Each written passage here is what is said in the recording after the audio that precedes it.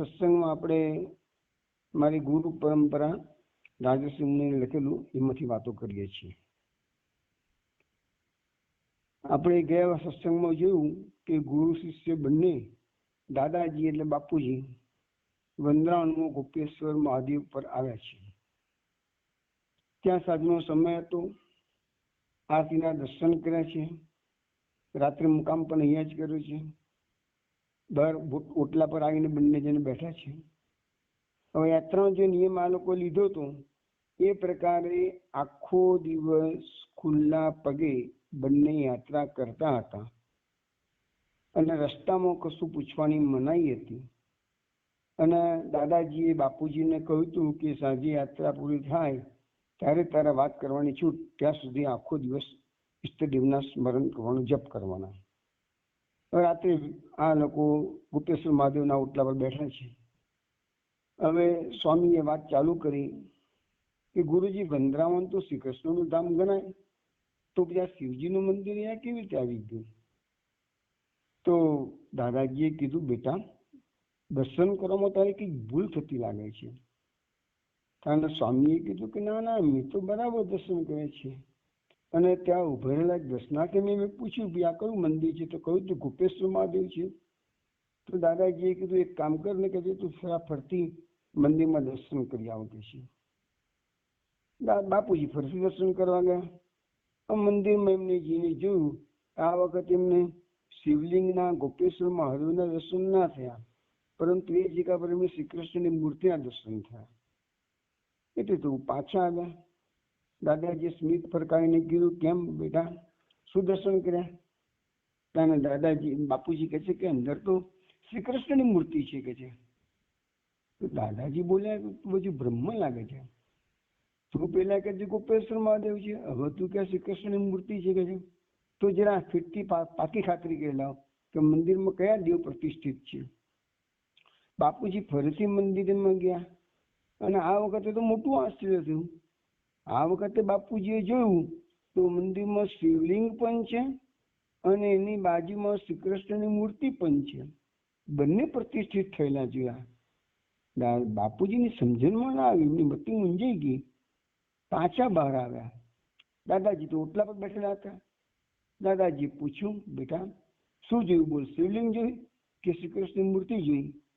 અને બાપુજીએ જવાબ આપ્યો કે ગુરુજી બંને વસ્તુ છે, ત્યાં તો શિવલિંગ પણ છે અને શ્રી કૃષ્ણની મૂર્તિ પણ છે. તો દાદાજી કહે છે, ભાઈ તું તો ખરો શીખે છે. તું તો 3 વખત ગયો ને 3 વખત તું આવીને જુદી જુદી વાતો કરે છે કે છે.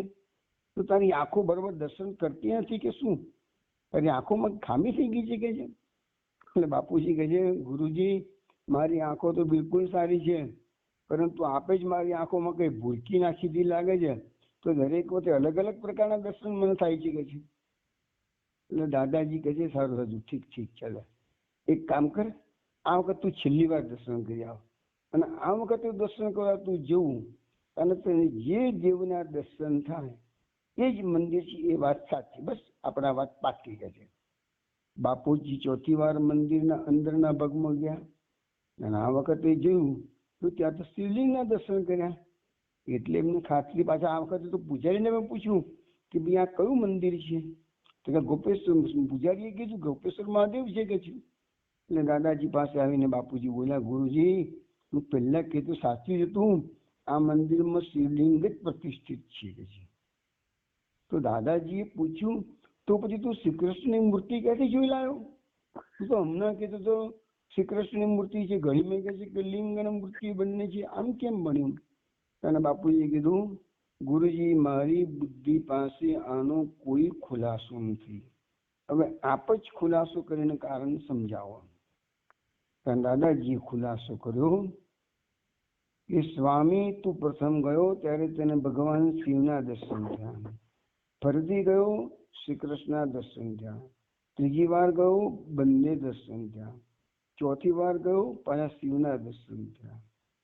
તો કે છે કે આ બધું એ સૂચવે છે કે પરમાત્માનું કોઈ એક સ્વરૂપ બીજા સ્વરૂપથી જુદું નથી અને ચઢિયાતું પણ નથી. ભગવાનના તમામ સ્વરૂપો એક સરખા જ મહત્વના છે. સાંપ્રદાયિક સંકુચિતના ભોગ બનનારાઓએ ખરી ભક્તિ કે સાચું જ્ઞાન પ્રાપ્ત થતા નથી. તું કોઈ એવી સંકુચિતતામાં ના અટવાય, એટલા માટે હું તને આજે એકેશ્વરવાદનો સિદ્ધાંત સમજાવું છું. બેટા, તું વૈષ્ણવ કુળમાં જન્મ્યો એટલે મેં તને શ્રી રાધા પુરુષોત્તમ ભગવાનના સ્વરૂપોની સેવા કરવાનો આદેશ આપ્યો. છતાં પણ ભગવાન શિવજીને પણ તું સેવા કરું તો વાંધો નહીં. હરિ અને હર બંને અભિન્ન છે. એકેશ્વરવાદના સિદ્ધાંતમાં તારી શ્રદ્ધા દઢ બને એ હેતુથી જ હમણાં મેં તને તારા ચર્મ ચક્ષુ દ્વારા ચમત્કારિક બંને દેવોની પ્રતીતિ કરાવી દીધી છે. હવે દાદાજીએ સમજાવ્યું કે ભાઈ આ ગોપેશ્વર મહાદેવ આ વ્રજભૂમિમાં ક્યાંથી આવી ગયા? તો એનું કારણ સમજાવે છે કે આ પુરાણોમાં એક પ્રસંગ વર્ણવેલો છે કે ભગવાન શ્રી કૃષ્ણએ જ્યારે કૃષ્ણાવતાર ધારણ કરીને એ દિવ્ય રાસલીલાઓ કરી, ત્યારે નારદજીએ ભગવાન શંકર પાસે જઈને આ રાસલીલાના ખૂબ વખાણ કર્યા. એટલે શંકર ભગવાનને પણ રાસલીલા જોવાની ઈચ્છા થઈ. તેઓ તુરત જ વૃંદાવનમાં આવ્યા અને રાસલીલાના સ્થળે જેવા જાય છે ત્યાં એમને અટકાવવામાં આવે છે. કારણ કે નિયમ એવો હતો કે ભગવાન શ્રી કૃષ્ણ શ્રી રાધાજી જ્યારે સાથે રાસલીલા ખેલતા હોય ત્યારે બધી સખીઓને પ્રવેશ મળે, ગોપીઓને પ્રવેશ મળે, કોઈ પુરુષને તેમાં પ્રવેશ ન મળે. આથી શિવજીને આ મહારાસની લખવાની એટલી બધી તાલાવેલી લાગી કે એટલે શિવજીએ બ્રજની ગોપીનો જે વેશ ધારણ કર્યો અને ગોપી વેશે શિવજી મહારાજના સ્થળે પ્રવેશ્યા. કે ભગવાન શ્રી કૃષ્ણ તેમને ઓળખી ગયા અને સત્કાર કરતા બોલ્યા, પધારો ગોપેશ્વર, હું આપની રાસપ્રતિની કદર કરું છું. તો એની સ્મૃતિમાં આ મહાદેવનું મંદિર એટલે ગોપેશ્વર મહાદેવ અહીંયા વૃંદાવનમાં બિરાજમાન છે. તો આ વાત દાદાજીએ બાપુજીને સમજાવી. હવે દાદાજીને આ વાત સમજાવી તો પાછું બાપુજીએ પૂછ્યું કે આપણે મથુરા, દાદાજીને કીધું કે ગુરુજી આપણે મથુરા પહોંચ્યા ત્યારથી અહીં સુધીની યાત્રા દરમિયાન આપે તો કોઈને ક્યારે રસ્તા વિશે કે સ્થાન વિશે કશું પૂછ્યું જ નથી. વળી આ તીર્થભૂમિના અનેક પવિત્ર સ્થળો અંગે આપ મને સારામાં સારી માહિતી આપી રહ્યા છો. તો એના પરથી મને એમ જણાય છે કે આપ આ તીર્થભૂમિના સંપૂર્ણ જાણકાર છો. તો શું આપ પૂર્વે અહીં ક્યારે પધાર્યા હતા ખરા? દાદાજી કીધું હા. બાપુજી પૂછ્યું તો ક્યારે પધારેલા અને કયા નિમિત્તે પધારેલા? દાદાજીએ કીધું હું પૂર્વે 2 વખત અહીં આવ્યો હતો અને બંને વખતે નિમિત્ત તો શ્રી કૃષ્ણના દર્શનનું જ હતું. પરંતુ એ વાતને લગભગ 5000 વર્ષ થઈ ગયા. બાપુજી આશ્ચર્ય સાથે બોલી ઉઠ્યા, તમે 5000 વર્ષ પૂર્વે અહીં આવેલા? એ કેવી રીતે? શું આપણે 5000 વર્ષ થઈ ગયા છે? તો દાદાજી કીધું સાચું કહું, મારે તો કોઈ ભય જ નથી. બાપુજી કીધું આ વળી કેવી તમે વાત કરો છો? તમને કોઈ વય ના હોય એવું તો કંઈક બની શકે. પહેલા તમે કહેતા 60 વર્ષનું વય છે, પછી વ્રત નિયમોના કારણે તમારું વય 40 વર્ષનું દેખાય છે. વળી વાંચું વચ્ચે એક વખત તમે એમ કીધું મારી વય તો 1.25 વર્ષની છે. તો આ બધી વાતો મારા દિમાગમાં બરાબર બેસતી નથી. તો ગુરુજીએ કીધું પણ નહીં બેસે. તો બાપુજીએ કીધું પણ આ મારા ઘરે વાત ઉતરે એવી વાત કરો ને. તમે ઘડીમાં 60 વર્ષ, ઘડીમાં 1.25 વર્ષ, ઘડીમાં 5000 વર્ષ, તો આ બધું મારે સમજવાનું શું કે છે? તો દાદાજી કે છે મારી વયની વાતનો જે પ્રશ્ન છે એનો જવાબ તને એનો નહીં ઉકેલી શકું તો ક્યારે ઉકેલી શકાશે મારાથી? બાપુજી પૂછ્યું. ભવિષ્યમાં યોગ્ય સમયે તને આનું રહસ્ય ખબર પડશે. એટલે આ પ્રશ્નનો જવાબ પણ દાદાજીએ ભવિષ્ય પર છોડ્યો અને બાપુજીને એનો પ્રશ્નોનું નિરાકરણ થયું નહીં. હવે પદયાત્રા ચાલતી હતી. 3જા દિવસનો પ્રાતઃકાળ થયો. વૃંદાવનના પ્રસિદ્ધ મંદિરોના દર્શન કર્યા છે.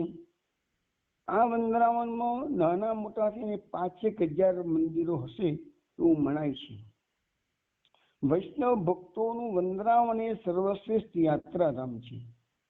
માટે તો દરેક વૈષ્ણવના જીવનમાં એકવાર તો વૃંદાવનની યાત્રા કરવાની મહત્વાકાંક્ષા હોય છે જ. વૃંદાવનમાં માત્ર મંદિરોની મહત્તા છે એવું નથી. આ ભૂમિ અલૌકિક અને નયનરમ્ય છે. યમુનાજીએ પણ શ્રી કૃષ્ણ ભગવાનની અતિ પ્રિય લીલા ભૂમિને 3 દિશાઓથી ઘેરી લઈને પ્રેમપૂર્વક આલિંગન કર્યું છે. વૃંદાવનની શોભામાં વૃદ્ધિ, ત્યાંના મંદિરો, યમુના કિનારે આવેલા અનેક પવિત્ર ઘાટો, શીતળ છાયા આપતી નિકુંજો, સત્સંગ ધામ સમા આશ્રમો, ભગવાન શ્રી કૃષ્ણની સ્મૃતિ કરાવનારા પુરાતન અને નૂતન સ્થાનો પણ છે. આ બધું ત્યાગાડે દાદાજીએ એમને ફેરવી અને બધા સારા દર્શન કરાવે છે. પછી મહાત્મા વર્ણવતા કહ્યું કે ધન્યમ વૃંદાવનમ તેને ભક્તિ નૃત્ય યત્ર છે. આ વૃંદાવન ક્યાં છે? તો સ્વયં ભક્તિ મહારાણી નૃત્ય કરી રહી છે એવું આ વૃંદાવન ધામ ધન્ય છે. દાદાજી અને બાપુજી પવિત્ર તીર્થધામમાં શ્રી રંગજી, શ્રી ગોવિંદજી, શ્રી બાંકે બિહારીજી, શ્રી મદન મોહનજી, શ્રી રાધા વલ્લભજી વગેરે પ્રસિદ્ધ મંદિરોમાં દર્શન કર્યા. વૈષ્ણવ આપણે બધાને પહેલા જયારે આપણે વ્રજ પરિક્રમાની વાત કરી ત્યારે બધા મંદિરોનું મેં વિસ્તારપૂર્વક વર્ણન કર્યું હતું. ફરીથી ટૂંકમાં કહી દઉં કે શ્રી ગોવિંદ દેવજીનું જે મંદિર છે એ બ્રજનું ઘણું પ્રાચીન મંદિર છે. એ રૂપ ગોસ્વામીના ઠાકોરજી છે. શ્રી બાંકે બિહારી એ વૃંદાવનના રાજા ગણાય છે. તે હરિદાસ સ્વામીના ઠાકોરજી છે. શ્રી મદન મોહનજી છે એ ઊંચા ટેકરા પર આવેલું મંદિર છે. જરા યાદ કરી લેજો, કાલીગઢથી થોડુંક આગળ આવેલું મંદિર છે. એ સનાતન ગોસ્વામીનું મંદિર છે. શ્રી રાધા વલ્લભજી છે એ હિતહરિવંશના ઠાકોરજી છે. બાકી બેરથી બીજી સાઈડ પર જાઓ તો એ રાધા વલ્લભજીનું મંદિર. હિતહરિવંશ મહાપ્રભુજી થઈ ગયા તો એનું મંદિર છે. તો આ બધા પ્રાચીન મંદિરોની કોઈક ને કોઈક હિસ્ટ્રી છે. પછી બિહાર ઘાટ પર યમુનાજીના પવિત્ર જળમાં સ્નાન કર્યું. બને એટલા ભગવાનના લીલા સ્થાનોના દર્શન કર્યા. પછી બંને શ્રી ગિરિરાજ ગોવર્ધન તરફ પ્રયાણ કર્યું. જેતીપરામાં શ્રી ગિરિરાજનું મુખારવિંદ છે એના દર્શન કર્યા. દાદાજીએ પછી તે વખતે જેતીપરામાં જ રાત્રિનો મુકામ કર્યો. સવારે વૃંદાવનથી નીકળ્યા તો વૃંદાવનના બધા મંદિરમાં દર્શન કર્યા. ફરતા ફરતા જેતીપુરામાં આવ્યા અને આજે રાત્રિ મુકામ જેતીપુરામાં કર્યો છે. હવે ચાલુ યાત્રા એ તો પૂછવાની મનાઈ હતી. અહીંયા મુખ્ય મુકામ થયું એટલે પાછા ફરીથી જેતીપુરામાં રાત્રે રોકાતા બાપુજી પૂછ્યું, ગુરુજી મુંબઈ છોડ્યા પછી આપે બ્રજભૂમિની યાત્રા કરવાનું શા માટે પસંદ કર્યું? ગુરુજીએ કીધું તારા કારણે. બાપુજીએ કીધું મારા કારણે શા માટે? તો ગુરુજીએ કીધું કે હા, તારા મનમાં વૈષ્ણવ સંસ્કારો છે કે દઢ બને એટલા માટે મેં યાત્રા તને કરાવી. તો બાપુજી કીધું જો હું વૈષ્ણવ કુળમાં ના જન્મ્યો હોત અને શૈવ સંસ્કાર મને મળ્યા હોત તો તમે શું કરતા? તો બેટા હું તને કાશી હરિદ્વાર ઋષિકેશની યાત્રા કરાવતો. તો બાપુજીએ કીધું તો આપણે સંપ્રદાયવાદ દઢ કરવા જેવું કર્યું. વૈષ્ણવ સંસ્કારો ધરાવનાર વ્યક્તિને શિવ ક્ષેત્રમાં લઈ જઈને તેનામાં વૈષ્ણવ શૈવ સંસ્કારો જાગૃત કરવા જોઈએ, જેથી એકેશ્વર દઢ બને એવું કરવું જોઈએ ને. દાદાજીએ કીધું કે તારો વિચાર તો ઉમદા છે, પરંતુ તારી સમજ યોગ્ય નથી. સાધના માટે કોઈ પણ એક ઈષ્ટ સ્વરૂપમાં અડગ શ્રદ્ધાની આવશ્યકતા જરૂરી છે. જો તને મેં એ તારા ઈષ્ટ સ્વરૂપની ભૂમિના દર્શન ન કરાયા હોત અને અન્ય ઈષ્ટના દર્શન કરાવ્યા હોત તો તારી મતિ તત્વભ્રષ્ટ જેવી થઈ જાત.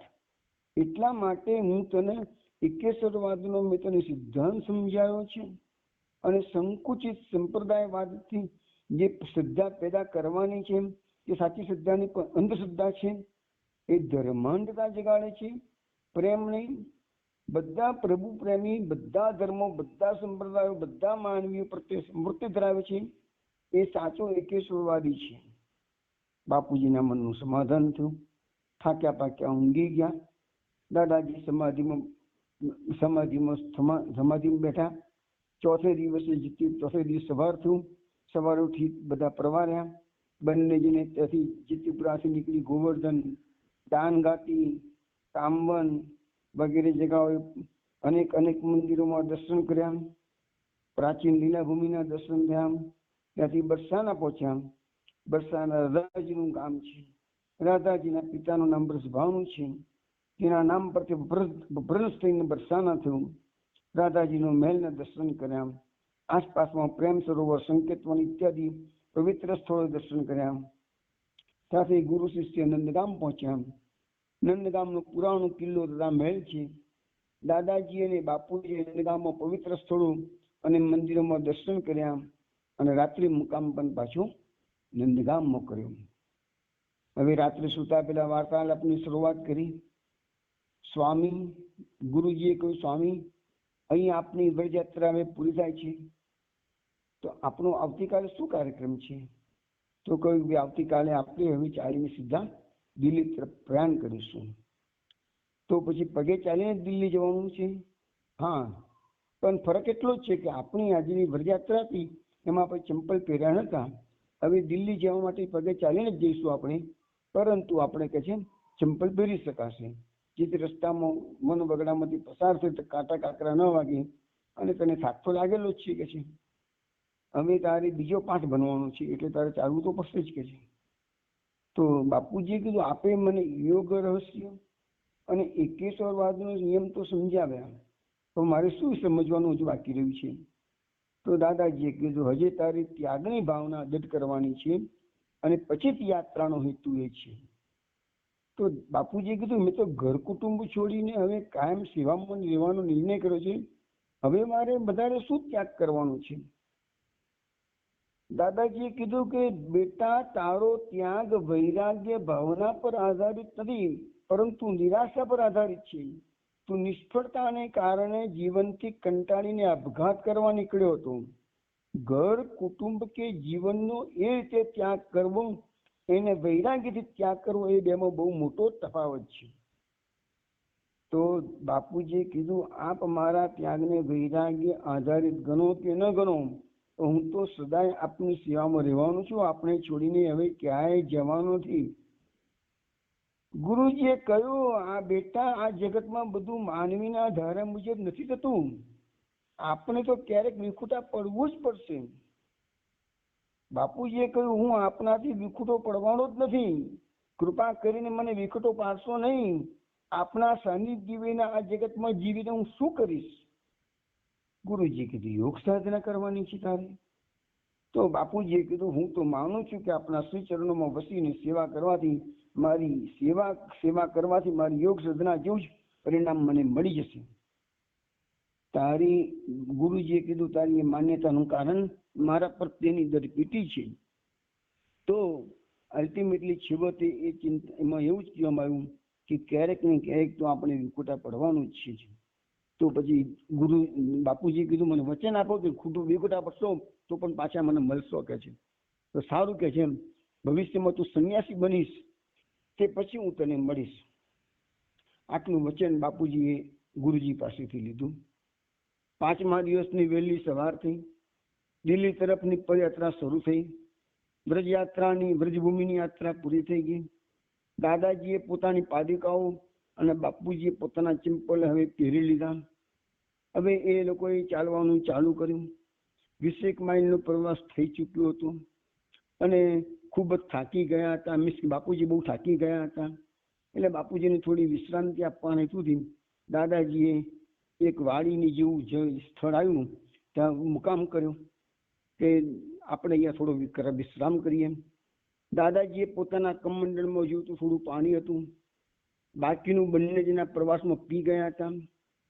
વ્રજયાત્રા પૂરી થઈ ગઈ હતી એટલે કમંડળનું જળ ખૂટી ગયું, કારણ કે સંકલ્પ જે કરેલો કે વ્રજયાત્રા દરમિયાન કમંડળ જળથી ભરપૂર રહે. હવે વ્રજયાત્રા પૂરી થઈ, સંકલ્પ બી પૂરો થઈ ગયો. દાદાજીએ શેષ બચેલા જળથી હાથ પગ મૂળ ધોયા, પરંતુ બાજુમાં જ કૂવો હતો. પાણીનો પાર ન હતો એટલું પાણી હતું. કમંડળ ખાલી થયેલું જોઈ બાપુજી કૂવામાંથી પાણી ભરી લાવ્યા. હવે નજર કરી વાડીમાં તો કોઈ વ્યક્તિ હાજર હોય તેમ જણાતું હતું નહીં, છતાંય કૂવામાંથી પાણી કાઢી લીધું. દાદાજી તો વૃક્ષ નીચે શાંતિથી બેઠા હતા. બાપુજીએ આજુબાજુ નજર કરી કે વાડીનો માલિક જો દેખાય થોડું ઘણું ખાવાનું મળી જાય એવી શક્યતા દેખાતી નથી. હવે આજે કોઈ દેખાતું જ નતું. ચૂપચાપ પાછા આવીને દાદાજી પાસે બેસી ગયા. દાદાજીએ પૂછ્યું, સ્વામી તું ક્યાં ફરી આવ્યો? તો બાપુજીએ કીધું, હું થોડું વાડી કેવી છે જોવા ગયો હતો.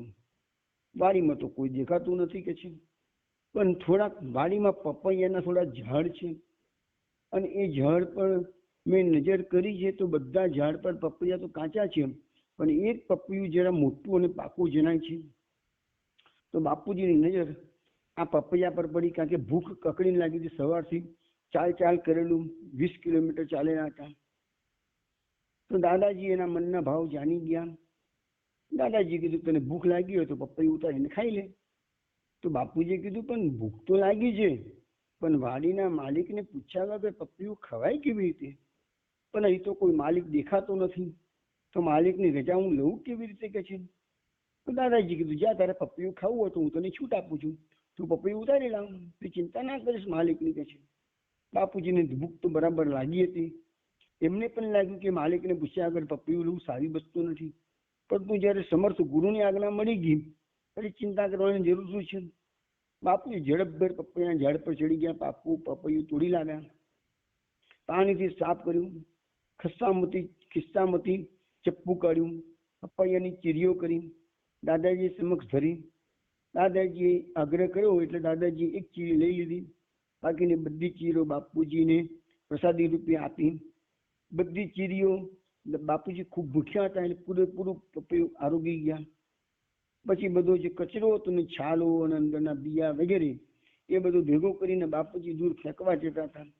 દાદાજીએ કીધું, સ્વામી શું કરે છે? કે કચરો દૂર ફેંકજો, એ વાડીમાં આપણે ખાધું તુરંત બધો કચરો નાખીએ તો સારું ના કહેવાય. તો દાદાજીએ કીધું, કચરો ફેંકવાનો નથી, તું અહીં લઈ આવ. બાપુજીને આશ્ચર્ય થયું કે કચરાનું દાદાજી શું કરશે? દાદાજી પાસે બધો કચરો, બધી છાલ ને બધું લઈ આવ્યા. દાદાજી કે છે, આ બધી છાલો જે તે કાઢી છે, ચીરીઓ કરી છે ને, એ બધા છોતરા પાછા જેવા તેવા જોડી દે કે છે. બાપુજી વિચારવા લાગ્યા કે દાદાજી તો કેવી આજ્ઞા કરે છે.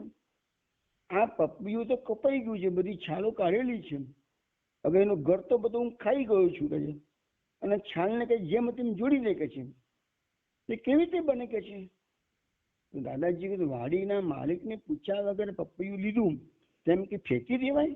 હવે આપણે એનું પપૈયું લીધું પાછું તો આપવું પડશે ને કે છે. તો બાપુજી વિચાર કરે છે, દાદાજીના મનમાં કેમ એ બધી વાતો આવે છે કે છે.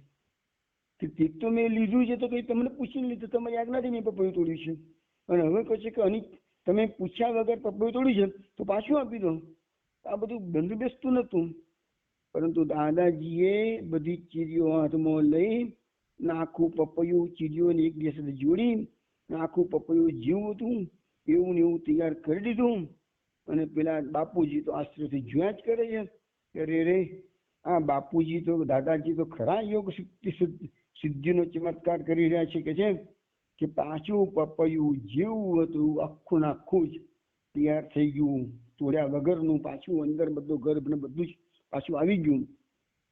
હવે દાદાજી આજ્ઞા કરે કે બેટા ઝાડ પરથી તોડેલું પપૈયું પાછું ઝાડ પર ચોંટાડી દે કે છે. બાપુજી કહે છે કે ગુરુજી એવી રીતે પપૈયું થોડું કે ઝાડ પર ચોંટવાનું છે? તો આપણે એમ કરીએ આ પપૈયું અહીંયા કોઈ એના માલિક આવે નજર પડે એવી રીતે મૂકી દઈએ, એટલે માલિક આવશે તે પપૈયું લઈ લેશે કે છે. તો ગુરુજી કીધું, આપણે જયારે કોઈ વસ્તુનો તેના માલિકને પૂછ્યા વગર ઉપયોગ કરીએ ત્યારે જરૂરી બને છે કે એ વસ્તુ જેવી ને તેવી જ્યાં ત્યાં પાછી મૂકી દેવી જોઈએ. મેં અને તે પપૈયું ખાઈ લીધું, પેટ ભરીને આપણે સંતુષ્ટ થયા. હવે પપૈયું પાછું જેમનું તેમ ગોઠવી દેવું રહ્યું, આપણે કોઈને કંઈ નુકસાન કર્યું નથી, તો જ એવું કહી શકાય. તો ગુરુજી પણ તોડેલું પપૈયું પાછું ઝાડ પર કેવી રીતે ચોટે? એટલે દાદાજીએ પપૈયું પોતાના હાથમાં લીધું અને પેલા ઝાડની તરફ જતા જતા બોલ્યા, ચાલ પપૈયું પાછું ચોટી જાય, સીધી ચોટી જાય. અને દાદાજીના હાથમાંથી પપૈયું હવામાં ઉછળ્યું અને બાપુજીના આશ્ચર્ય વચ્ચે એ ઝાડ પરથી જ્યાંથી તોડ્યું હતું ત્યાં પૂરો ચોટી ગયું પાછું. દાદાજી બોલ્યા, ચાલો આપણે કંઈ નુકસાન તો કર્યું નથી, આપનું કામ થઈ ગયું, તને ઓળકાર પણ આવી ગયું, તારું પેટ પણ ભરી ગયું, અને માલિક વાડીના માલિકનું પપૈયું વાળું વાડીના માલિકને આપી દીધું. બાપુજી તો બિચારા આ બધું જોઈને મૌન થઈ ગયા, કશું બોલી ના શક્યા. પછી બંનેની પદયાત્રા આગળ ચાલી ગઈ. હવે સવારની માફક બપોર પછીની યાત્રા પણ ઝડપથી આગળ વધી રહી છે. સૂર્યાસ્ત સુધીમાં તો બીજા 15 માઇલ બંને કાપી નાખ્યા, અને આમ દિવસ દરમિયાન 35 માઇલનો પ્રવાસ થઈ ચૂક્યો હતો. બંને ગામની ભાગોળે પહોંચ્યા. ત્યાં નાનકડું તળાવ હતું, એક જીર્ણશીર્ણ મંદિર હતું. દાદાજી તે મંદિર તરફ ગયા. મંદિરમાં જઈને દર્શન કર્યા. એ શ્રી રામજીનું મંદિર હતું. અંદર સીતારામ, શ્રી રામજી, શ્રી સીતાજી, શ્રી લક્ષ્મણજીની મૂર્તિઓ હતી. બહારના ભાગમાં શ્રી હનુમાનજી હતા. વૃદ્ધ પૂજારી સાયંકાળની આરતીની તૈયારી કરી રહ્યા હતા. થોડી વારમાં ગામમાંથી 8-10 વ્યક્તિઓ દર્શનાર્થે આવી ગઈ. દાદાજી અને બાપુજીએ પણ આરતીના દર્શન કર્યા.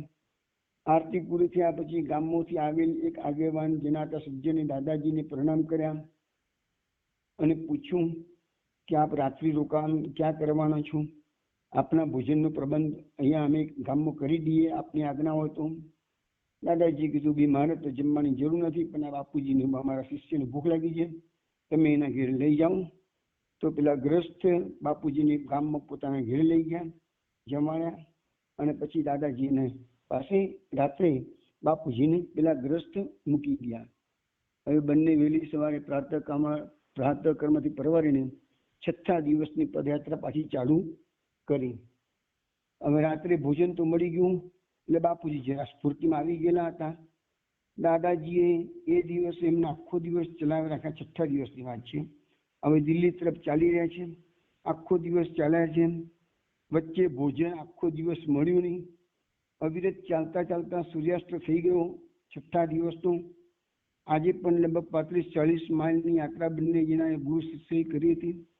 અને છેલ્લે ભર જંગલમાં દાદાજી સૂર્યાસ્ત થયો એટલે વગડામાં અટક્યા અને બોલ્યા કે સ્વામી, આજે આપણે અહીં જ રાતવાસો કરીશું. તો એટલું કહીને પોતાનો અંગૂછો ભોય પર પાથરીને તેના પર પદ્માસન લગાવીને ગુરુજી તો બેસી ગયા. બાપુજી વિચારમાં પડી ગયા કે ગુરુજી આ કેવી જગ્યા રાતવાસા માટે પસંદ કરી છે. થોડે દૂર અડધો માઇલના અંતરે એક ગામડા જેવું જણાવતું હતું. જો ત્યાં રોકાયો તો શું વાંધો આવતો? આ તો નિર્જન વગડો. આખા દિવસનું કશું ખાવાનું મળ્યું નથી. ખાડા ટેકરાવાળી જમીન છે, શું હોય તો ક્યાં શું એ પ્રશ્ન હતો. દાદાજીને તો સુવાનો પ્રશ્ન હતો નહીં, કારણ કે સમાધિ લગાવીને બેસવાનું હતું. બાપુજીને આખી રાત ઊંઘ આવતી નથી, પડખા ઘસ્યા કરે છે. બાપુજી આખો દિવસ 40 માઇલ ચાલીને થાકી પણ ખૂબ ગયા હતા, અને ઠંડી પણ પુષ્કળ હતી. કકડીને ભૂખ પણ લાગી હતી. ખાવાનું ના મળ્યું, પાણી ના મળ્યું, કશું ના મળ્યું. એમને આખી રાત તગાડે વગડાની અંદર પડખા ફેરવીને કાઢી. છેવટે અડધી રાત થઈ અને દાદાજી સમજી ગયા કે બાપુજીને આજે ઊંઘ આવતી નથી શિષ્યને, અને ઊંચા નીચા થયા કરે છે. કે છે બધી બાજુથી તકલીફ હતી, ભૂખ પણ લાગી હતી, ઠંડી પણ હતી, અને ખાડા ટેકરાવાળી જમીન હતી. એ વખતે દાદાજીએ બાપુજીને ભર્તૃહરિનો વૈરાગ્ય શતકનો એક શ્લોક સમજાવ્યો છે. શ્લોકનો અર્થ થાય છે, પૃથ્વી રૂપી સુંદર પથારી હોય, બાહુરૂપી વિશાળ ઓશિકું હોય, ઉપર આકાશ રૂપી ચંદરવો હોય, અનુકૂળ પવનનો વિંજનો હોય, ચંદ્રરૂપી દીપકનો પ્રકાશ હોય, અને વિરક્તિ રૂપી વનિતાનો સંગ હોય. આવા વૈભવોથી યુક્ત મુનિ રાજાત કરતા પણ વધારે સુખ શાંતિથી સૂવે છે. આ શ્લોકના વર્ણનમાં અને વગડામાં રાત્રિ વિતાવતા બાપુજીમાં ઘણું સામ્ય હતું. ફરક માત્ર એટલો જ કે બાપુજીમાં હજી વિરક્તિની ભાવના દઢ થયેલી નથી. જેના હૃદયમાં સાચી વિરક્તિ જન્મી હોય તેને મોટા મહેલમાં સુવા મળે કે ઘાસની કુટીરમાં, નગરમાં કે વન વગડામાં, સ્મશાનમાં, પણ તેઓ વૈરાગી તો આરામથી ઊંઘી જાય છે. દાદાજી બાપુજીને એ વાત સમજાવવા ઈચ્છતા હતા કે જો તારે ભવિષ્યમાં યોગ સાધના કરવી હશે તો સંન્યાસ ગ્રહણ કરવો પડશે, અને સંન્યાસી બનતા પૂર્વે કોઈ પણ પ્રકારની કઠિનાઈ સહન કરવાની માનસિક તૈયારી રાખવી પડશે. જ્યાં સુધી આવી તૈયારી ન કરી શકે ત્યાં સુધી તારે સંન્યાસ માટે રાહ જોવી પડશે. સાચી વિરક્તિ પ્રગટ્યા વિનાનો સંન્યાસ સફળ બનતો નથી. હજી તો બેટા તું માત્ર 19 વર્ષનું છે, એટલે તારી ત્યાગ ભાવના પરિપક્વ નથી. ભવિષ્યમાં જ્યારે તારો સાચો વૈરાગ્ય જન્મે ત્યારે જ તું સંન્યાસ લેજે. આ કારણે જ દાદાજીએ બાપુજીને કાંસાય વસ્ત્રવાળી સંન્યાસ દીક્ષા આપી હતી નહીં, પરંતુ સંસારમાં પાછા ફરી ત્યાગ ભાવના અદટ કરવાના રહેવાનો આદેશ આપ્યો હતો. હવે મધરાત્રિ થઈ ગઈ છે, બાપુજીની ઊંઘ આવતી નથી, પાસા બદલ્યા કરે છે. છેવટે દાદાજીએ પૂછ્યું, કેમ સ્વામી ઊંઘ આવતી નથી? બાપુજીએ મનમાં વિચાર્યું કે ભાઈ ક્યાંથી ઊંઘ આવવાની હતી, હવે બગડા મૂકે છે. પછી દાદાજી બોલ્યા, સારું બેટા, તને ઠંડી લાગે છે એટલે ઊંઘ નથી આવતી, બરાબર ને? ચલો હમણાં તારો ઉપાય હું કરી દઉં છું. એમ કહીને દાદાજી ઊભા થયા અને એક તરફ ચાલવા લાગ્યા.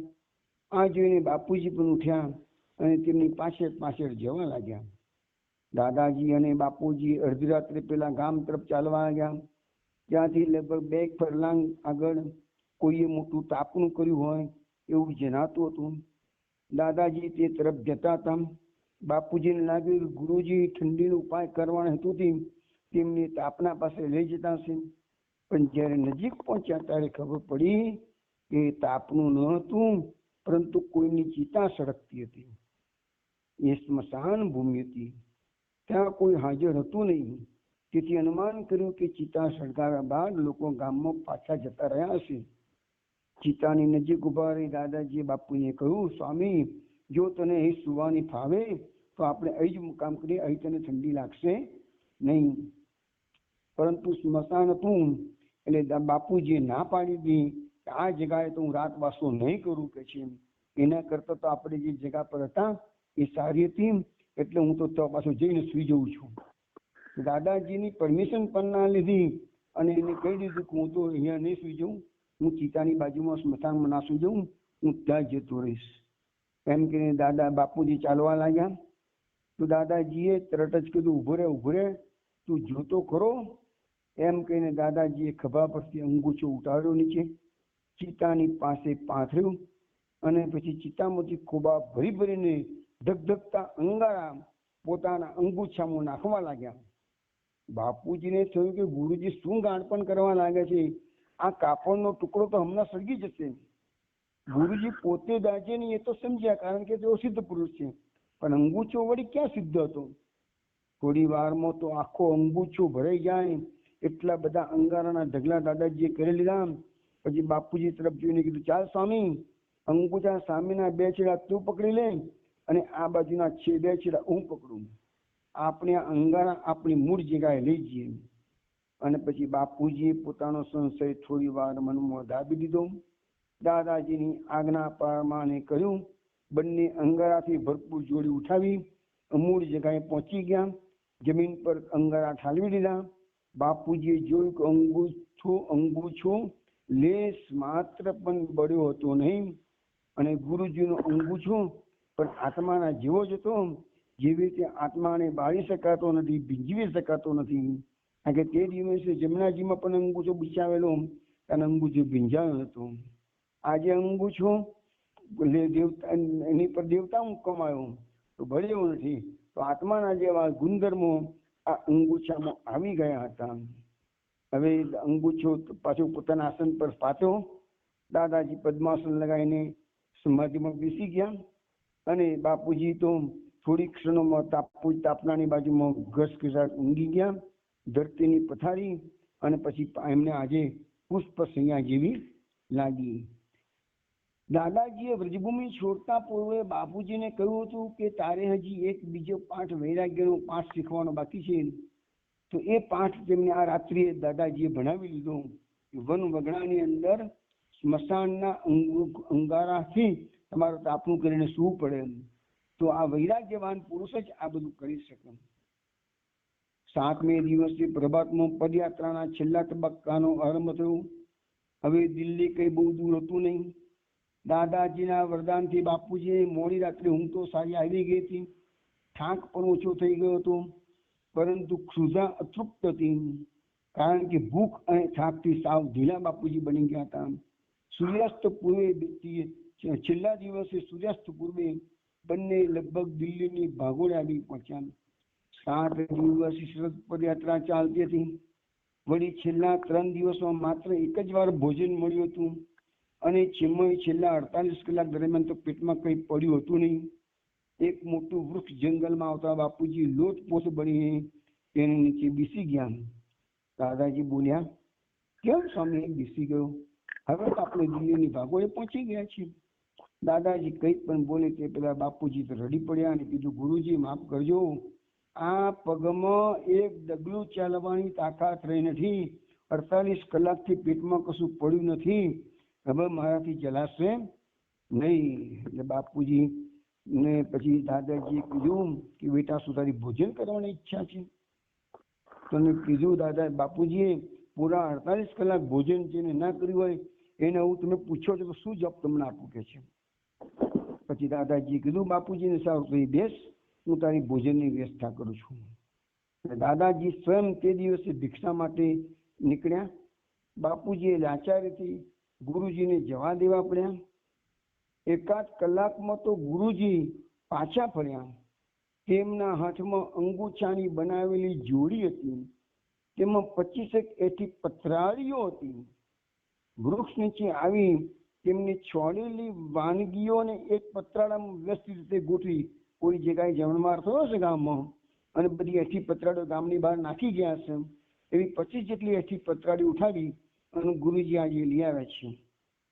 અને બધામાં જે છોડેલો જે ખોરાક હતો એ બધો એમને ભેગો કરી ને પતરાળીમાં વ્યવસ્થિત ગોઠવીને સ્નેહપૂર્વક શિષ્યને કીધું, સ્વામી ચાલ બેટા ભોજન કરી લે. હવે ચુસ્ત વૈષ્ણવ કુળમાં ઉછરેલ બાપુજીને એઠવાડો ખાવાનો કેવી રીતે ગમે? છતાં દાદાજીનો સ્નેહ, ક્ષુધા અને આધ્યાત્મિક દૃષ્ટિકોણની પૂરતા જ ભાવનાથી તેઓ ભોજન કરવા તૈયાર થયા. બાપુજીને ક્ષોભ ન થાય એટલા માટે આજે દાદાજી પણ એમની સાથે એક જ પતરાળીમાં જમ્યા. બાપુજી વિચારે છે કે સોનાના પાટલે બેસાડી જમનારા ગુરુએ આજે દિનતાનો પાઠ ભજવવા માટે, દિનતાનો પાઠ શીખવા માટે આવી રીતે એથી પતરાળીમાં ભોજન કરવાનું આજે વિચાર્યું હશે. ભોજન કર્યા પછી થોડી વારે બાપુજી ઘસઘસાટ ઊંઘી ગયા. સવાર થયું. તેમના મુખ પર સૂર્યના કિરણો પથરાયા તો જાગી ઉઠ્યા. જોયું તો દાદાજી બેઠા હતા. તે સ્થાન પર તેમણે દૃષ્ટિ નાખી. દાદાજી ત્યાં ન હતા. ન મળે એમનું કમંડળ, ન મળે એમનો અંગૂઠો. કલાક વીત્યો, 2 કલાક વીત્યા, દિવસ વીત્યો, બીજો દિવસ વીત્યો, પરંતુ દાદાજી હવે અદૃશ્ય થઈ ગયા હતા. જો સ્વામી ત્યાંથી ખસે અને દાદાજી પાછા ફરે તો એ વિચારે બાપુજીએ એ સ્થળે એમની રાહ જોતા બેસી રહ્યા. પરંતુ આવી રીતે જંગલમાં, ભર જંગલમાં ખાધા પીધા વિના 2 દિવસ વીત્યા છતાં દાદાજી પાછા ન ફર્યા. એટલે બાપુજી હવે દાદાજીના આવવાની આશા છોડી દીધી. પણ હવે કરવું શું?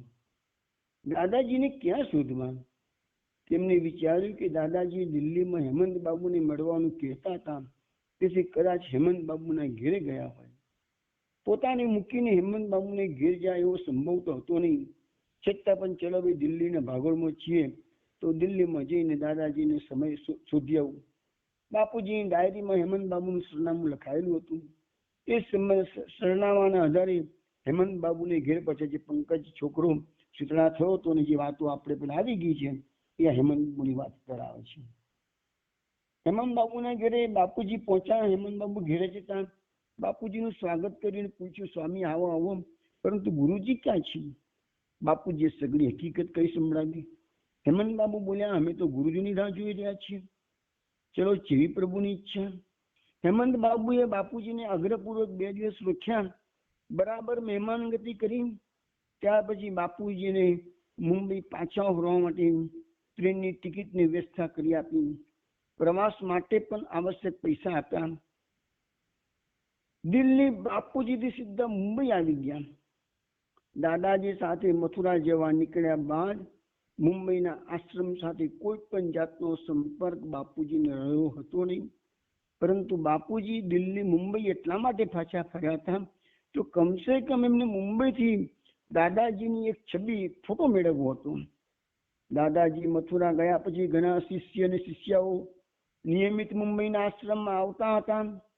દાદાજી જ્યાં બિરાજતા હતા તો તેમને સૌએ તેમની છબી મૂકી હતી. તેઓ આ છબીના દર્શન કરતા અને સંતોષ અનુભવતા હતા. પણ એક દિવસ એવું બન્યું કે જ્યારે સવારે બધા ભક્તો આશ્રમે આવ્યા ત્યારે તે જોયું તો સિંહાસન પર દાદાજીની ગુરુજીની ખાલી ફ્રેમ જ હતી. એમાંથી એમનો ફોટો આશ્ચર્યજનક રીતે ગાયબ થઈ ગયો હતો. બધા શિષ્યોએ વિચાર્યું કે ચલો ફોટાની બીજી નકલ મેળવીને મૂકી દઈશું. એ રીતે એ છબી ક્યાં ગઈ એ જાણવાની કોઈ તસદીક પણ લીધી નહીં. દાદાજીના ફોટાની માત્ર 7 જ નકલ કરાવેલી અને તે 7 નકલ આગેવાન શિષ્યોએ લીધેલી હતી. તેમાંથી કોઈ એકની નકલ મેળવી લેવી એવું વિચારેલું અને પછી બધા શિષ્યોને ત્યાં ગયા, તપાસ કરી પોતપોતાના ઘરમાં. તો દરેક શિષ્યના ઘરમાંથી બાપુજીનો ફોટો ગાયબ થઈ ગયો હતો. છેવટે આ શિષ્યોએ ફોટોગ્રાફરનો સંપર્ક કર્યો કે જ્યાંથી ફોટો નેગેટિવ એની પાસે હશે ત્યાંથી 90% બધા ફોટા કઢાવી દઈશું. દાદાજીના ફોટા અને નેગેટિવ એ બધું જ ગુમ થઈ ગયું હતું.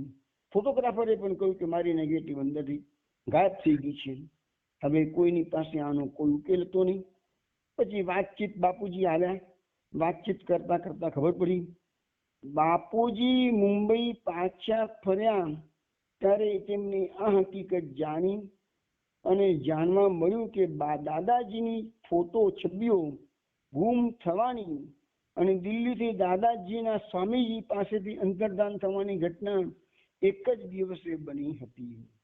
બાપુજી પાસેથી દાદાજીના અંતર્ધાન થવાની વાત સાંભળીને બધા શિષ્યાઓને ખાતરી થઈ ગઈ હવે ગુરુજી ક્યારેય પાછા નહીં પધારી. એટલે બધા શિષ્યોએ ભગ્ન હૃદય આશ્રમને સમેટી લીધો. અને આશ્રમ તો ઓરિજિનલ લક્ષ્મીચંદ શેઠનો હતો. એટલે પાછા લક્ષ્મીચંદ શેઠે જેવી રીતે એને તારા મંગળ કર્યું હતું એ પ્રમાણે આશ્રમમાં તારા મંગળ થઈ ગયા. દાદાજીના વિયોગથી બાપુજી ખૂબ નિરાશ થયા. તેમને દાદાજીના સાનિધ્ય માનેલું કે હવે જીવન બાજી જીતી જવાશે, પરંતુ તેવી આશા માત્ર સ્વવશ ટકી. તો ફરીથી તેમને જીવન અંધકારમય જણાવવા લાગ્યું. પરંતુ આ વખતે બાપુજીને જીવન ટૂંકાવી નાખવાનો વિચાર આવ્યો નહીં, કારણ કે હજી એક આશાનું કિરણ દેખાતું હતું. કારણ કે દાદાજીએ અંતર્ધાન થતા પહેલા તેમને પુનર્મિલનનું વચન આપ્યું હતું. કહ્યું હતું કે તું સંન્યાસી બનશે પછી હું તને મળીશ અને તારે યોગ માર્ગમાં ઘણી મોટી સાધના કરવાની હતી. આ બધી વાતો દાદાજીએ બાપુજીને કરી હતી. પણ બાપુજીને સંન્યાસી બનવામાં તો રસ બિલકુલ હતો નહીં. દાદાજી સાથે 6 વર્ષ રહ્યા તે દરમિયાન બાપુજીના મન પર આધ્યાત્મિક વિચારોનો પ્રભાવ અવશ્ય પડ્યો હતો, પરંતુ હજી તેમનું હૃદય એટલું બધું વૈરાગ્ય પરાયણ બન્યું હતું નહીં. કે એવો વૈરાગ હતો નહીં કે તેઓ સંસાર રૂપી કાચડીને કાયમ માટે ઉતારીને ફેંકી દે. હજી તેઓ માત્ર 19 વર્ષના કે 20 વર્ષના યુવાન હતા. એટલે તેમના મનમાં દુનિયાવી મહત્વાકાંક્ષા હોય એ સ્વાભાવિક છે. પણ હવે તેમને મુંબઈમાં પોતાનું પ્રારબ્ધ અજમાવવાનો ઈરાદો બદલી નાખ્યો અને પોતાના મિત્રને ત્યાંથી પોતાનો સામાન લઈ પોતાના વતન એટલે કે ડભોઈમાં પાછા ફર્યા. તો વૈષ્ણવો, આ એક તબક્કો આપણો આ ગુરુ પરંપરાનો અહીંયા પૂરો થાય છે. હવે આ બાપુજી એટલે કે એમનું નામ હરિપ્રસાદ, ઓરિજિનલ નામ સરસ્વતીચંદ્ર, જે ભવિષ્યમાં મહાન યોગી કૈવલ્યાનંદજી બનવાના છે. તો કૃપાળવાનંદજી બનવાના છે. હવે એક નવી એમના જીવનમાં સ્ટોરી શરૂ થાય છે. હવે એમનું સાધનાની બધી વાતો આવશે. હવે અહીંયા દાદાજી તો પછી બાપુજીને એક વાર મુલાકાતો આપે છે, નથી આવતા એવું પણ નથી. પણ એ બધી યોગ માર્ગની વાતો આવશે. હવે સાધના માર્ગની વાતો આવશે. હવે પછીનો જે સત્સંગ છે એમાં આ યોગ સિદ્ધિના ખાસ ચમત્કાર નથી આવતા, પરંતુ બધી યોગ સાધનાની વાતો આવશે. એ હું તમને બહુ ટૂંકામાં જ કહીશ, કારણ કે યોગ સાધનાની વાતોમાં કેટલીક વખત છે ને થિયરિટિકલ વાતો વધારે પડતી આવતી હશે. પણ હું તમને મુખ્ય પ્રસંગો જે હરિપ્રસાદ યોગીના જીવન બને છે એ બધું હું કહીશ. કે બાપુજી મુંબઈથી ડભોઈ પાછા ફર્યા છે. હવે આપણે પેલા પણ વાત થઈ હતી કે બાપુજીને લખાણનો બહુ શોખ હતો. એમને નાટકો પણ લખેલા હતા, કાવ્યો પણ લખેલા હતા. હવે ડભોઈની અંદર નંદકુમાર નાટક સમાજ નામની એક કંપની આવેલી હતી, નાટક કંપની. બાપુજીએ એને કામ આપેલું હતું. પછી એ કંપની પેટલાદ, ખંભાત, રાજકોટ, લીંબડી, મોરબી, વધવાણ વગેરે શહેરોમાં ફરી. બાપુજી પણ તેમની સાથે સાથે ફર્યા. છેવટે કંપની બંધ પડી. પછી બાપુજીએ થોડો સમય આર્યનૈતિક નાટક સમાજ નામની કંપનીમાં લેખક તરીકે કામ કર્યું. આમ લખે છે કે 1933-34 વર્ષ દરમિયાન 2 વર્ષ માટે બાપુજીએ નાટક જગતમાં પોતાનું પ્રારબ્ધ અજમાવ્યું, પરંતુ પ્રારબ્ધે એમને યારી આપી નહીં. કારણ કે એમને મોટા યુગાચાર્ય બનવાનું એમના ભાગ્યમાં લખ્યું હતું. એટલે આવી સામાન્ય સ્થિતિમાં ભગવાન એમને કેવી રીતે સેટ થવા દે. ઈસવીસન 1935 તેઓ ડભોઈ છોડીને અમદાવાદ આવ્યા. અમદાવાદ તેમના એક પિતરાઈ ભાઈની સાહેબી એક મિલમાં નોકરી મળી ગઈ. કાળી મજૂરી કરવી પડે તેવી નોકરી હતી, છતાં એમને ના અનુભવી. પછી એમને એક સ્કૂલની અંદર શિક્ષક તરીકે નોકરી મળી. બાપુજીને સંગીતનું જ્ઞાન સારું હોવાથી એમને સંગીતની શાળા પણ મણિનગરમાં અમદાવાદમાં ચાલુ કરી. સંગીત શિક્ષણનું કાર્ય બાપુજી સંભાળ્યું. જીવનમાં પોતે 2 પૈસા કમાવા લાગ્યા. જરા સ્થાયી થયા. અમે લાગ્યું કે પોતે જાત કમાઈથી સ્થિર રહી શકે છે, એટલે પછી એમને ડભોઈથી પોતાના માતૃશ્રી અને મોટા ભાઈને પણ મણિનગર બોલાવી દીધા. ધીમે ધીમે મણિનગરમાં બાપુજીની સંગીત શિક્ષક તરીકેની પ્રતિષ્ઠા જમવા લાગી. આ રીતે 5 વર્ષ સંગીત શિક્ષક તરીકે બાપુજીએ કામ કર્યું. પરંતુ એ દરમિયાન એમના વડીલોએ વિચાર્યું કે ચલો ભાઈ, હવે આ હરિપ્રસાદનું લગ્ન કરી લઈએ. એટલે એમને એમના નજીકના ઓળખીતાની એક કન્યા નક્કી કરી દીધી. વિવાહની વાત લગભગ નક્કી થઈ ચૂકી હતી. હરિપ્રસાદને પણ એ છોકરી ગમી ગઈ હતી, પરંતુ ભાવિએ કંઈક જુદું જ નિર્માણ કર્યું હતું. અને એ ભાવિના એમના પ્રારબ્ધ મુજબ એક દિવસ ઘરમાં કુટુંબીજનો સાથે બાપુજીને મતભેદ ઉત્પન્ન થયો. મતભેદના કારણે બાપુજીનું ચિત્ત અતિશય વ્યગ્ર બની ગયું અને એક રાત્રે તેમની ઘરમાં કોઈને કંઈ પણ કયા સિવાય ગ્રહ ત્યાગ કર્યો. અને આમ બાપુજીનો ગ્રહ ત્યાગ ઈસવીસન 1941 થયો. ત્યાર પછી 4-5 મહિના બાપુજી મુંબઈમાં અજ્ઞાત અવસ્થામાં રહ્યા. કુટુંબીજનોએ બાપુજીની ખૂબ શોધખોળ કરી, પરંતુ એમનો કોઈ ભાળ મળી નહીં. છેવટે 5 મહિનાના અંતે બાપુજી મુંબઈ છોડ્યું અને હવે બાપુજીને પૂરેપૂરો વૈરાગ્ય પ્રદીપ થયો હતો. સંન્યસ્ત દીક્ષા લેવાની ઈચ્છાથી બાપુજી મુંબઈ છોડી ને ગુજરાતમાં નર્મદા કિનારે ભ્રમણ ચાલુ કર્યું. અને બાપુજી ફરીથી સંન્યાસ આપી શકે તેવા યોગ્ય ગુરુની શોધમાં હતા. ભ્રમણ કરતા કરતા બાપુજી રાજપીપળા નજીક ઇન્દોર વાસના નામના ગામે આવી ગયા. ત્યાં ઉદાસીન સ્વામી શ્રી શાંતાનંદજી મહારાજનો આનંદ કુટીર નામનો આશ્રમ આવેલો હતો. બાપુજી ત્યાં ગયા. શાંતાનંદજી મહારાજને સાષ્ટાંગ દંડવત પ્રણામ કરી અને સંન્યાસ આપવા માટેની પોતાની વિનંતી વ્યક્ત કરી, ઈચ્છા વ્યક્ત કરી. શાંતાનંદજી મહારાજે આંખો મીચીને વાતો કરવાની હેબિટ હતી. એ શાંત પ્રકૃતિના હતા. એને કહ્યું કે બેટા, તું આશ્રમમાં થોડો સમય રહે અને તું જરા એ તો વિચાર કે હું તારા ગુરુ બનવા માટે લાયક છું. તું આજે જ આવ્યો છું અને સીધો મને સંન્યાસની વાત કરું છું. તો તું પહેલા એ જોઈ લે કે હું તારો ગુરુ થવા લાયક છું કે કેમ, અને હું પણ તારી થોડા દિવસો પાત્રતા જોઈ લઉં, પછી જ આપણે સંન્યાસ આપવો કે કેમ એ બાબતમાં વિચારીશું. બાપુજી નમ્રતાપૂર્વક બોલ્યા કે ગુરુદેવ, હું તો અપાત્ર જ છું, આપ તો સમર્થ છો, એટલે આ અપાત્રને પણ પાત્રતા આપવાની કૃપા તો તમારે જ કરવાની છે. બાપુજીનું વાણી ચાતુર્ય જોઈ શાંતાનંદજી મહારાજે કહ્યું, વાહ બેટા, તું તો વક્તા જણાય છે કે છે, બહુ સરસ બોલે છે કે છે. બાપુજીએ સંકોચપૂર્વક કહ્યું કે હા ગુરુજી, મને થોડી સાહિત્યનો શોખ છે કે છે. બાપુજી આશ્રમમાં થોડો સમય રહ્યા. હવે એ દરમિયાન આશ્રમમાં થોડા થોડા કામો બતાવવા મળ્યા. આશ્રમના બીજા બધા એમના શિષ્યોએ શાંતાનંદજીના, એમાં તો રસોડામાં કામ આપ્યું. રસોડાનું કામ તો બાપુજીને કશું આવડ્યું નહીં. એક બે રસોડામાં રોટલી શેકવા ગયા, 7 રોટલીઓ એમને બાળી નાખી. અને એ બધા ભેગા થઈને પછી એમના આ ગુરુજીના શિષ્યોએ કીધું કે આ રોટલીઓ તેજ બાળી ગયો, તરત ખાવી પડશે કે છે. એટલે એમને ન છૂટકે પણ એ બળેલી રોટલી ખાવાનો વારો આવ્યો. પછી એમને ત્યાંથી રસોડાના કામમાં ઠેઠાવી દીધા. અને પછી એક દિવસ શાંતાનંદજી સાવરણો લઈને આગનું સ્વચ્છ કરી રહ્યા હતા. તો શાંતાનંદજી પાસે આવીને કહે છે કે ભાઈ ગુરુજી, આ સેવા તો મને કરવા દો, આગનું સ્વચ્છ હું કરી નાખીશ. ત્યાર પછી એ ગુરુજી ગૌશાળામાં કામ કરતા હતા. એમને ગૌશાળાનું કામ માથે લેવા પ્રયત્ન કર્યો, પરંતુ જોયું તો એમને કશો કોઈ રોટલીઓ બાળી નાખી, એક આંગણું સ્વચ્છ કરવાનું પણ બરાબર કરી શકતા નતા, ગાયોની સેવા કરવાનું કામ બતાવ્યું એ પણ એમને ફાવતું નહોતું. ટૂંકમાં દરેક જેટલા કામો બતાવ્યા એ બધા કામો એ સવડું કરવા જાય પણ અવળું જ થઈ જાય. આ રીતે એમને આશ્રમમાં થોડા દિવસો કાઢ્યા. પોતે બહુ સમજી ગયા કે આશ્રમમાં પોતે રહે છે પણ ગોટાળો વાળે છે કે છે, છતાં ગુરુજી ગુસ્સે થતા નથી.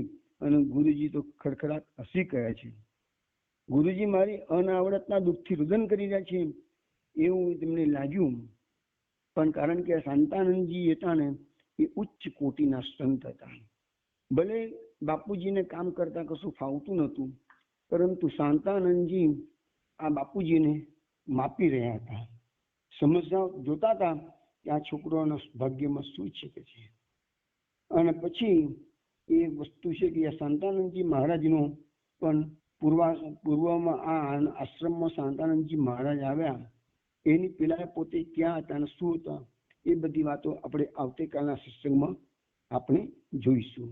અને શાંતાનંદજી મહારાજ પાસેથી જ આ બાપુજી સંન્યસ્ત દીક્ષા લેશે અને સ્વામી કૃપાળવાનંદ નામ ધારણ કરશે. એ વાત આપણે હવે કાલે જોઈશું. જય શ્રી કૃષ્ણ.